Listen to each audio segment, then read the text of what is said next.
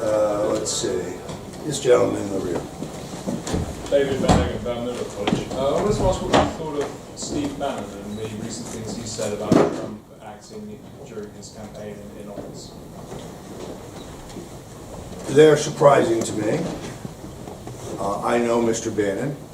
I have been publicly critical of him. In my things I have written and said, Mr. Bannon is what I call an enthusiast. He has no particular political experience. To my knowledge, he has never elected any man or woman to political office. I don't know about his level of sophistication in understanding polling and targeting analytics and the use of mass-based advertising. But when you are elevated to the highest possible office or the highest possible position of responsibility, you owe your discretion at a minimum and your loyalty to the person who was elected, because no one elected Mr. Bannon. Now, in Donald Trump's world, just calling yourself chief strategist is painting a target on your back, because in truth, the chief strategist of Donald Trump's campaign is Donald Trump. And the agenda on which he was elected, trade issues, immigration issues, economic issues, were determined a good year and a half before Mr. Bannon showed up with his bag. Nobody gave those to the president. If you went back and looked at the speech he gave in 1988, when I arranged for him to speak in New Hampshire, when I was pushing him to run for president the first time, he was talking about trade imbalances and the unfairness of our NATO partners not paying their fair share. He's been extraordinarily consistent in many of the thematic views that got him elected.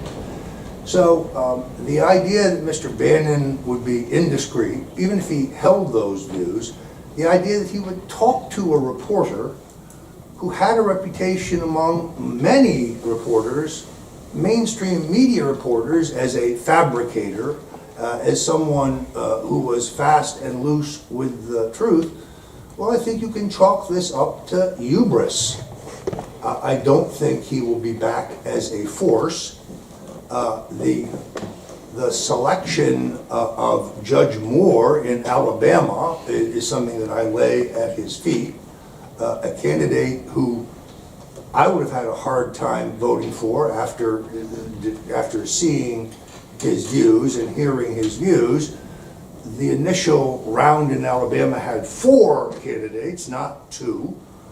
And there was a better candidate whose views were more aligned with the president, but nobody apprised the president of that, and he thought he had to make a choice between Luther Strange, an epically corrupt incumbent who had been appointed to the Senate by the outgoing Republican governor who was on his way to jail, and Congressman Mo Brooks, who had been an outspoken critic of the president. He didn't even know that Judge Moore was running, although that's not where I think he should have gone. There was a 4th candidate, Dr. Randy Brinson, who was an entrepreneur, more of a libertarian Republican like myself, would have been a better choice. I think that Mr. Bannon should have weighed in. The other thing where I criticize Steve is that although he got into the Trump White House, he never helped anyone else who was for Donald Trump to get there. Not that I wanted a job. I had no interest in public service, having worked in the Nixon administration in the Office of Economic Opportunity. But when he was cornered, he complained that he had no allies. Well, he had not helped anybody else get there, and more precisely, he'd done nothing to stop those like General McMaster or Dina Powell or other neocons who, I guarantee you, did not vote for Donald Trump, don't share his worldview, don't share particularly his anti-interventionist, anti-war views, but Steve would lift a finger for no one else in the personnel process. Someone experienced in politics would understand that personnel... Yes, sir. Donald Trump is quoted to say, Roger's a stone cold loser, he's always taking credit for things he never did. Now, we know that's not true. We do know he always feels the need to lash out when he feels insulted. Is that a good quality in a president? President and I had a falling out over the question of Elliot Spitzer. You may be familiar with him. He was driven from office because he was essentially prosecuting men for patronizing prostitutes when he himself was patronizing prostitutes. As a libertarian, my argument is with his hypocrisy, not with the fact that I think prostitution should be legal. I didn't respond to any of that. That's why we were later able to reconcile.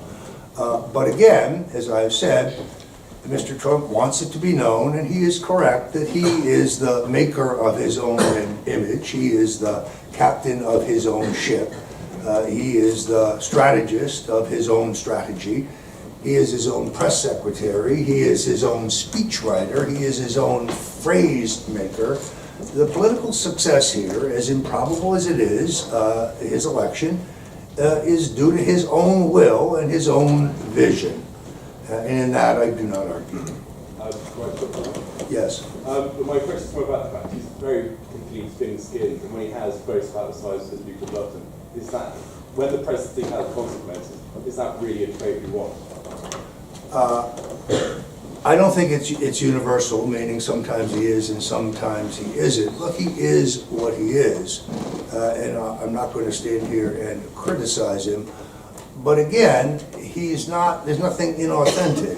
This is the man, and he can have a hair-trigger temper. I will say this, though. It immediately recedes. He's not a grudge holder. He may erupt at you or someone, and then it passes. Which is why we were able to reconcile. It's why others will be able to do so. Perhaps even Mr. Bannon. Who knows? I don't think that he is. I don't think that he is intransient. I do think that he does not brook criticism well. That would be fair to say. Yes. My name is Kristen. I'm from St. Catholic Society, and I would like to ask, you argued a lot about how this campaign was so different from other ones. It didn't employ the same traditional means of campaigning. Yet you've fallen back repeatedly on very traditional use of racism and sexism in this. You'll have to excuse my language in quoting you directly, but you did refer to Ana Navarro as an entitled diva bitch. Yes. You referred to Roland Martin as a stupid Negro. For which I apologized in writing. Negro. And you created an organization called Citizens United Not Timid. Yes. Which has an unfortunate acronym. Yes. Well, I argue that it didn't, but go ahead. That clearly is very anti-feminist in its nature. And you argue that censorship needs to be stopped in order to have free speech and in order to help democracy. But when you openly, and you did criticize the racist views of other people in this, and then you also criticize the hypocrisy of other people while you yourself perform it, isn't that why we need organizations like Twitter to ban you, and we need organizations like CNN to say, no, you can't call one of our commentators a bitch and then be invited back? Except for I was. And the so-called ban, thank you, and the so-called ban at CNN has already been transcended, as has the so-called ban at MSNBC. I stand by my criticism of Ms. Navarro. Because you criticize a woman does not make you a misogynist. I apologized for my criticism of Mr. Martin in a column which I wrote for the Daily Caller. No, I'm not perfect. I also have made mistakes. But name-calling and this kind of question, which I assume was written by Media Matters for America because it's right out of their dossier on me, which has me saying a number of things I never said, well, it's kind of contrived. Like Trump, I am what I am, and I have done what I've done. Yeah, I have a few two-martini tweets, and let he who is without sin cast the first stone. But by and large, I wreck the idea that if I get in a fight with someone who is a woman, that makes you a misogynist, or if you get in a fight with somebody who's black, that makes you a racist. It doesn't. Thanks. Yes, sir.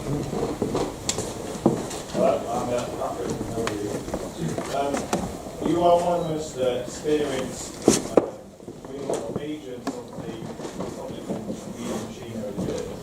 It's very well known from in between out the Beltway analysts or like us, how afraid the establishment Democrats are of that machine. So what happens all the time is that there are issues that are total straight shooters for the Democrats. You take the recent government shutdown over DACA from the Democrats' point of view, very popular, but they cave on it anyway.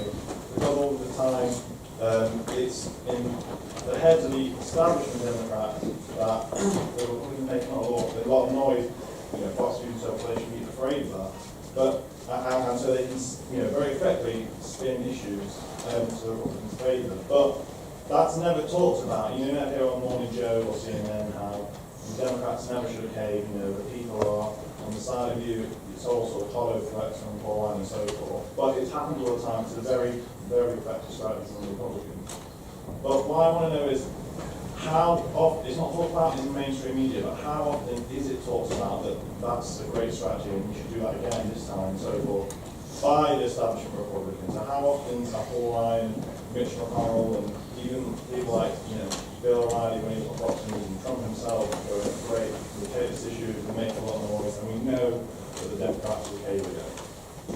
Well, obviously, I'm going to disagree with the fundamental premise of your issue. I actually find the bias on the other side, the three major television networks, plus CNN, and to some extent MSNBC, to the extent anyone's watching.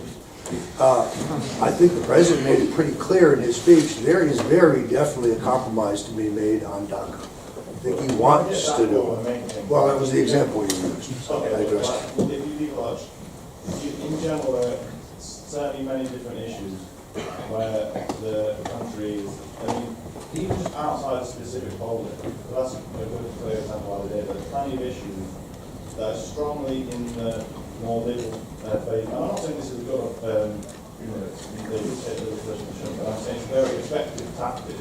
It's just astounding that the Democrats cave all the time.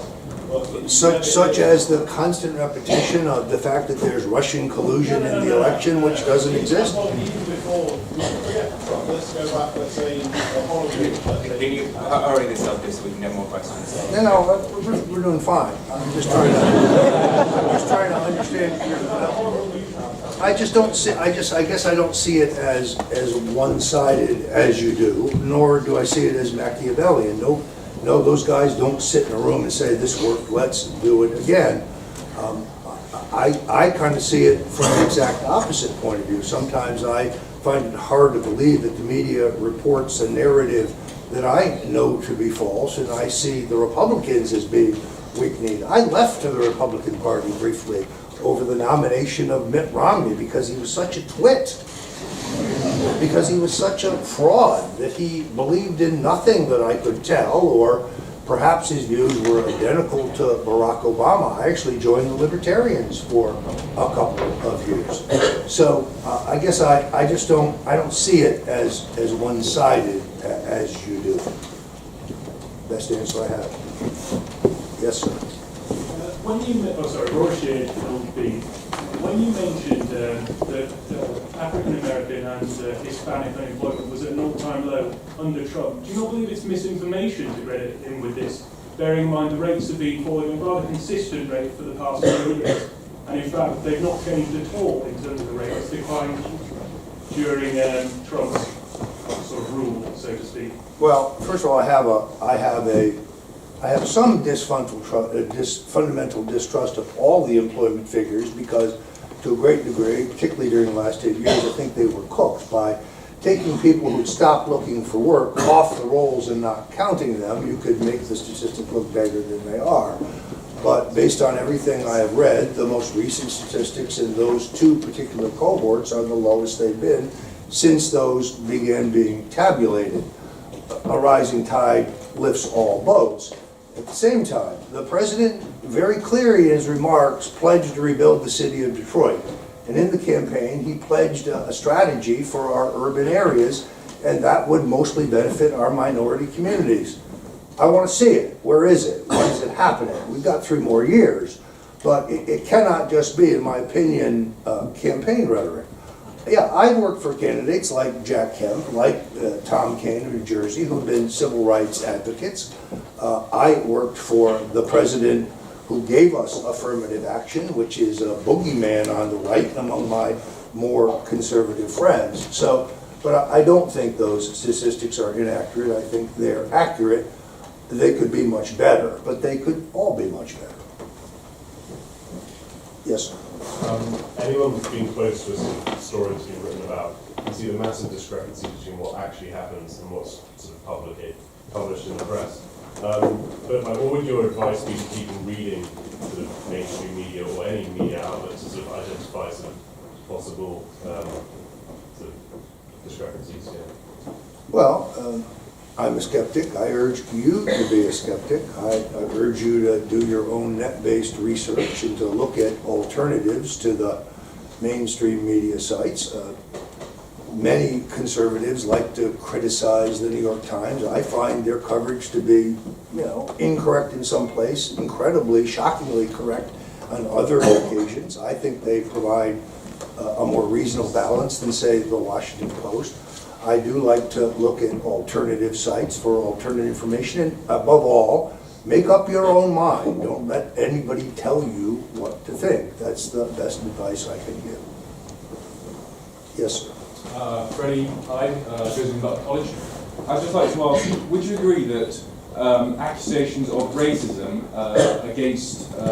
against Trump and people like yourself shows that the left clearly haven't learned the lessons of what lost in the campaign in 2016?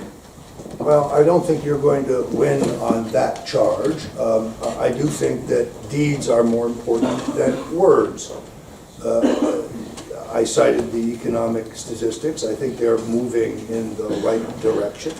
I was interested to see, for example, the president has criticized those NFL football players who have declined to pledge the national allegiance or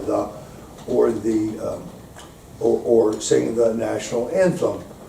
But the NFL reached a $375 million settlement with those players who are suffering from brain injuries played in the game. Those players are overwhelmingly African American. Virtually none of those claims have been honored, nor have they been paid. Some of these families are on food stamps. Some of these players' families are barely getting by, they're destitute, and the claims administrator has made $70 million in fees, but the players aren't being paid because they're waiting for them to die. When they die, they don't have to be paid. To me, that is racist, that is wrong. That's what I'd like to see the president talking about. Yes, sir. David Taslis, Nathan's College. This is a bit of a softball, I think. If Donald Trump hadn't run for the nomination in 2016, who do you think would have been the GOP nominee? Who do you think would be president today, and who would you have backed? That's a difficult question. I think in retrospect, Donald Trump was probably the only candidate who could have beaten Hillary Clinton. I think all of the Republican candidates, all of the other Republican candidates would have lost. The irony, of course, is that Mitt Romney didn't want another go. President Nixon once told me that no person who comes this close to the presidency doesn't dream of another shot. But Romney didn't run because Jeb Bush was a sure thing. And of course that turned out to be wrong. In all honesty, had Trump not run, I would have supported Governor Gary Johnson and the Libertarian Party as I did in 2012 based on my opposition to war, my concern about the erosion of our civil liberties and government spying on us, my support for legalized marijuana. Those are things I would think have led me to one of the minor parties. So I guess I answered your question. Yes. Yes. Yes. Yasmin Hilby. Obviously, you've been instrumental to Trump's campaign in terms of him being elected or encouraging him to run in the first place. Would you say that you associate yourself with, and are you pleased with the fact that the American people elected someone who calls Muslims terrorists, Mexicans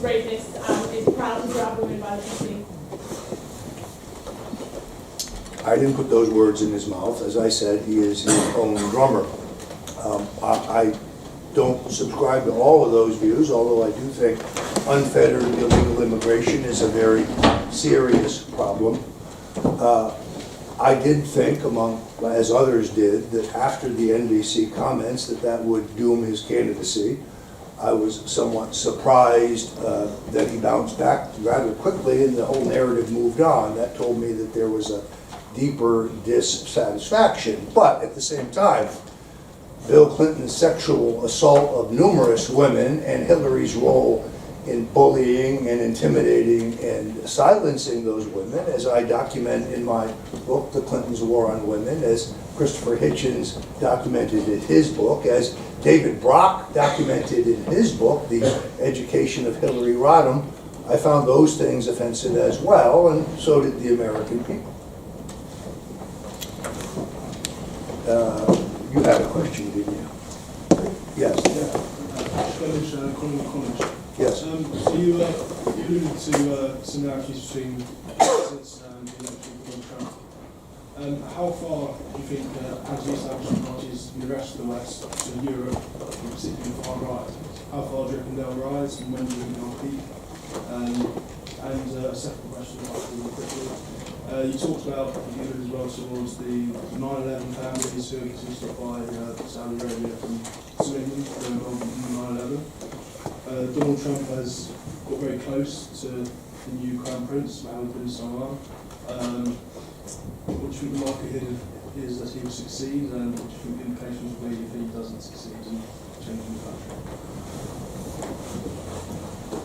At least in the United States, it's important to understand that the rules regarding ballot access and the rules regarding the debates and how one gets into the presidential debates are formulated by Republicans and Democrats working together.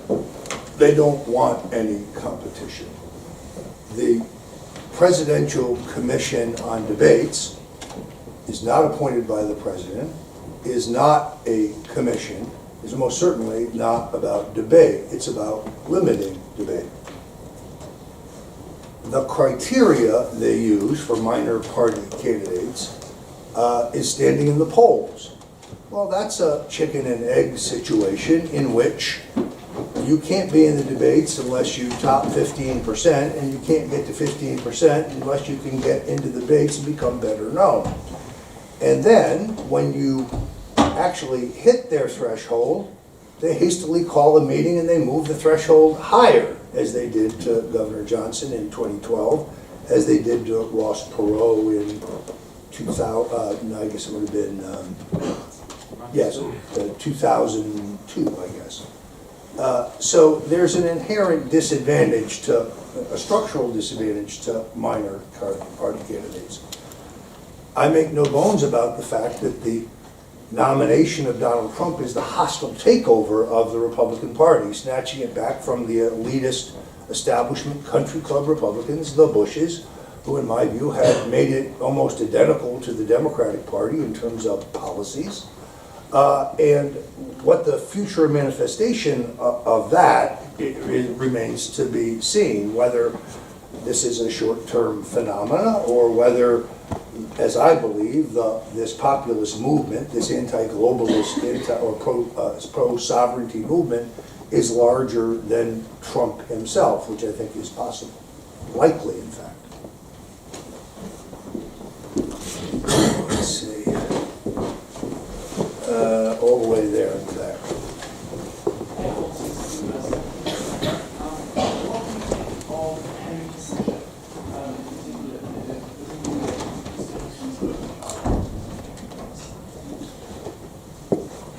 Well, I know Dr. Kissinger from my service in the Nixon days. I was very junior, obviously. The reason that Richard Nixon installed the taping system in the White House was because he feared that later, after his presidency, Henry Kissinger would take advantage, would take credit for what were Nixon's policy initiatives, the strategic arms limitation with the Soviets, the opening of the door to China, the end of the Vietnam War on a faster timetable than the Pentagon wanted. And of course, that was instrumental in bringing him down. Mr. Kissinger is a courtier. He is very temperamental. He threatened to quit every 15 minutes. But it's important to understand two things. It's Kissinger's pushing Nixon for the wiretapping of reporters and White House aides in 1969 that lays the groundwork for Watergate. And he walks away from that unscathed. It is Kissinger who now I think is playing a valuable role in terms of getting the assistance of the Chinese to cross-pressure the North Koreans to come to the table and try to avoid a confrontation. So I think in that case he's playing a constructive role. He's amazingly energetic for his age. He is much closer to the Chinese, I gather, than the Russians. I regard him with a certain level of suspicion because I do think he's emblematic of that same neocon, two-party, pro-war foreign policy establishment that I think Trump's election is the rejection of.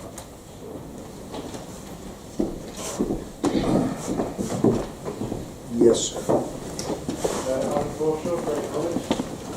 A large part of the President's of America's role is their interaction on the world stage and their diplomacy, and you could argue that's more relevant now than ever. Do you believe that Trump has the ability and the tact to actually successfully maneuver diplomatic relations from America's point in the modern world, or is that yet to be seen? I do. Unlike others, I think his bellicose talk on North Korea is why the North Koreans and South Koreans are at that table today. Ironically, I think it is the generals who are pushing for a confrontation, and Trump himself would like to defuse this, but he also recognizes that you have to use the carrot and the stick. I don't think Obama did himself any favors by declaring that there was a line in the sand and then doing nothing when our adversary stepped over it. So I do think that he is capable of deal making. That's what he does. He's not an ideologue. He is a pragmatist. He is probably, conservative-oriented populist. But he is, I think, capable of some grand compromises. There is a compromise on the table to be made on DACA. There is just no question about that. But he's not going to get nothing in return. He's made it clear that he wants to seal our southern border and he wants an end to chain immigration, or at least limitations on it. And I think he's prepared to let the dreamers stay. And we need a path to citizenship ultimately, but it is unfair to cheat those who have been waiting in line, who have been going through the system, and let those who are breaking the rules and the law move ahead of them. So I think he's capable of great compromises and great accomplishments, both internationally and domestically. Yes, sir. Alex Boss, Durham College. You talked about civil liberties, freedom of speech, and you're fairly anti-censorship as well, as you just mentioned. But so, what do you think about the repeal of net neutrality then, and how does that work with the Trump administration? I think it's very important to understand the old net neutrality rules. Net neutrality is only insisted upon for the providers, Verizon, AT&T, Comcast. There's no guarantee of net neutrality by content providers under the old rules. They can censor you, they can shadow ban you, they can retard your feed so it isn't seen. Those things should not be allowable. True net neutrality is legal access for everyone, but for the content providers, not just for the service providers. I wrote a long piece on this for the Daily Caller about 2 weeks ago. It's not an easy issue because both sides have tried to appropriate the same rhetoric, but I think the new rules actually will provide greater access to the market for everybody than the old rules. Yes. How many times I in college? So I appreciate and agree with you that debate is good for democracy. But how can we believe that Trump is meant to be good for democracy when he categorically shuts down debates with ignorance and unwillingness to learn? I point to the issue of climate change. Like, this year, New York has been the second coldest winter ever. And yet, he tweets that, oh wait, New York's pretty cold this year, we could do some warming up, and we could do with that climate change. Literally is not like willing to engage in this debate, which is one of the issues which is affecting us right now, like really problematically. The campaign was the debate, and he was elected. He's not going to abandon his views. If the voters want to take that out on him in the 2018 election, they'll have the ability to do so, or in 2020. But he's not going to abandon his core beliefs. The debate is what the campaign is about. The campaign is a debate. It's what he thinks. Right to reply? Pardon me? Right to reply? Yes, go ahead. So he has core beliefs, but if he's unwilling to listen to other people's evidence, how can you engage in meaningful debate and actually improve the world and his own country and save people from disaster, save Florida from flooding, and save hurricanes and so many more things that have happened in America? I think his advisors have brought him a lot of evidence that is to the contrary to what he thinks. A number of them agree with you more than they do with me or with him. So it is not that he hasn't seen evidence to the contrary, but he does not believe it. It was this on which he was elected. Yes, sir. Just you've got the college. What are your personal views on climate change given the demonstrable evidence that I remain agnostic. I'm not certain, to be honest with you. I've kind of tried to read both sides, and I don't know. So, and it's not an issue that I ever spoke about or have written about or advocated that he use in the campaign. I do think the Paris Accords were not in our interest, but that was for economic reasons. Why should we pay and China pay nothing? They're one of the greatest polluters on the face of the earth. But the fundamental underlying science, I would say to you, I don't know. I'm uncertain. I'm unqualified to give you an opinion at this time. I'm losing my voice, so I'm going to take one more. Okay, so this might be a damn script to end on, but you've talked about your time with President Nixon, with Mr. Trump. I was wondering if you could give us a brief overview, please, of your impressions and your time with Governor Reagan and H.W.Bush, please. And your impressions of them. Yes. Well, of course, I worked for President Reagan longer than any of them through 3 presidential campaigns. There are a lot of similarities with Trump and a lot of differences. I recall when President Reagan was asked, do you think your background as an actor hurt your ability to be president? And he said, honestly, I don't see how a guy who hadn't been an actor could do this job. Reagan understood the importance of the aspects and the impression of leadership. He was very much a big picture man. He knew what he believed. He knew what he didn't believe. He was perfectly willing to leave the small details to others. He knew, for example, that he opposed federal tax increases, and he knew that the Soviet empire was evil, and that that the Soviets could not keep pace economically with the continued arms buildup, which is ultimately what causes them to crash. This is a very different view than the Nixonian Kissinger view that we're just going to have to coexist at equal or maybe even diminished levels because the Soviets are going to move ahead of us. Reagan just never accepted that. He really believed that he could drive them economically to have to tear down the curtain, and of course they did. On a personal level, though, he was extraordinarily detached. In other words, his personality in private was exactly the way it was in public. He was affable and friendly and easygoing and good-natured. He only yelled at me once that I can remember, but that's because I did something stupid. But he was genuine. There were no two Reagans. That's the way he was. He also, having come from an entertainment background, he understood the importance of exercise and diet and rest, and he paced himself very carefully because for him, it was all about the performance. He thought that was one of the most important aspects of leadership.